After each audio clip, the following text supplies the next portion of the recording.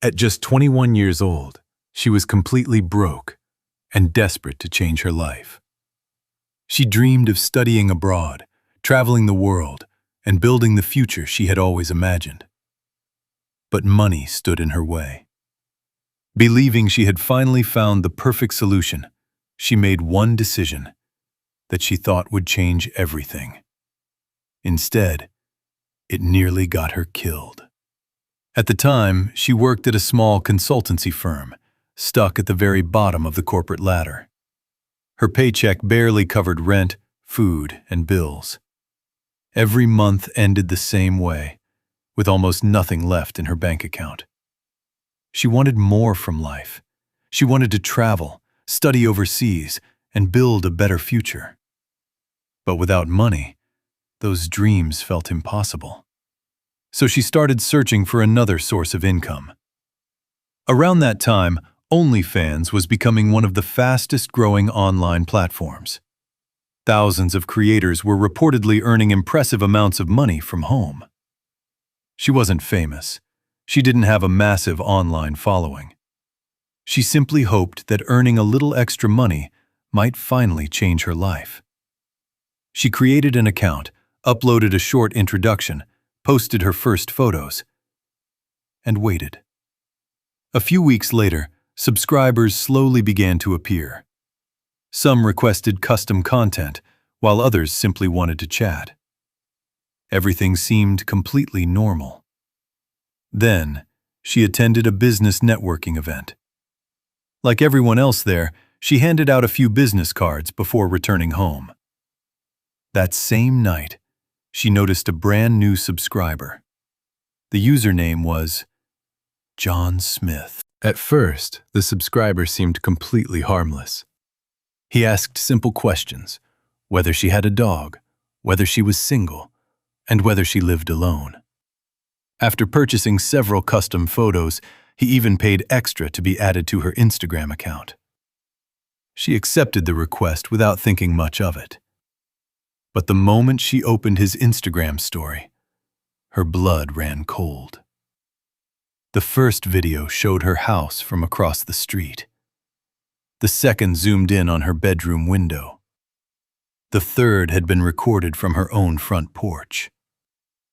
Then, a message appeared on the screen. "Let me in." Terror instantly took over. She rushed into her bedroom, locked the door behind her, and called the police. Moments later, the man began forcing his way into the house. When he couldn't get through the door, he smashed a window and climbed inside. She could hear him moving through the house, getting closer with every passing second. Just before he could reach her, the sound of approaching police sirens echoed outside. The stalker fled the scene before officers arrived. Later, she realized how he had most likely found her address. Earlier that day, she had attended a business networking conference and handed out several business cards, one of which likely ended up in the stalker's hands.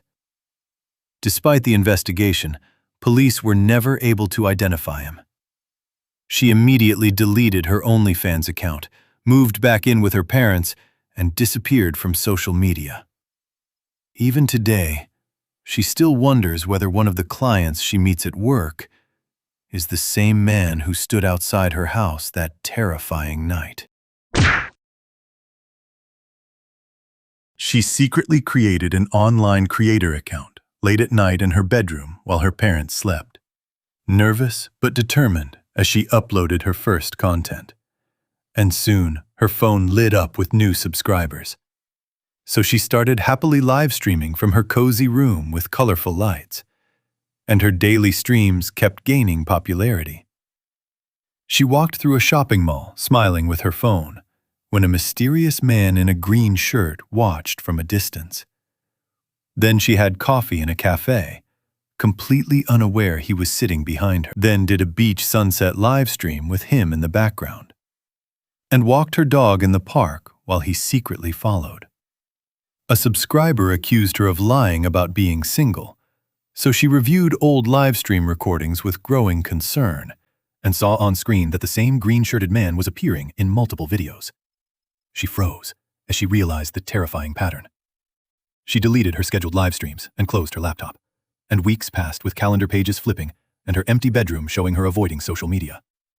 When her parents packed bags to leave for the weekend and she waved goodbye as they drove away, she decided to prepare a new live stream at home alone. As her chat rapidly filled with comments, one suddenly read, "Who's the man at your window?" She slowly turned toward the window in fear and saw a man pressing his face against the outside glass. She screamed and ran upstairs, frantically called her parents, and suddenly noticed the kitchen window had been left open. A shadowy figure climbed through the open window and silently entered the dark house, while she raced upstairs with tears in her eyes, and her father instructed her over the phone to hide. She climbed into a dusty attic, carrying only her phone, while the stalker violently searched her bedroom below, overturned furniture, and shouted that he knew she was inside. She remained perfectly still, silently terrified, until police finally rushed into the house with flashlights. Investigators later examined the house and collected evidence from her stolen laptop case, finding traces of chloroform.